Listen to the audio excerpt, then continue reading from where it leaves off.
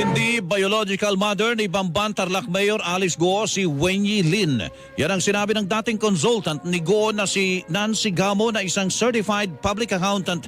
Sa pagkakaalam ni Gamo, partner ng ama ng alkalde si Wenyi Lin, ngunit hindi siya biological mother ni Go. Hindi po siya ang totoong nanay ni Mayora Alice.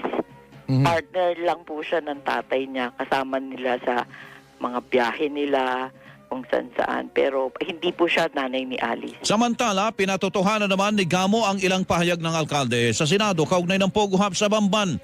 Anya, siya ang naglakad ng mga dokumento sa mga korporasyon ng alkalde kasama na ang Pogo Hub sa Bamban at siya rin ang nagparehistro ng mga ito sa Securities and Exchange Commission, Philippine Gaming Corporation at Bureau of Internal Revenue. Ngunit hanggang doon lang umano ang kanyang naging papel sa Pogo Hub at wala na siyang kinalaman sa operasyon nito. Pero yung participation ko po doon hanggang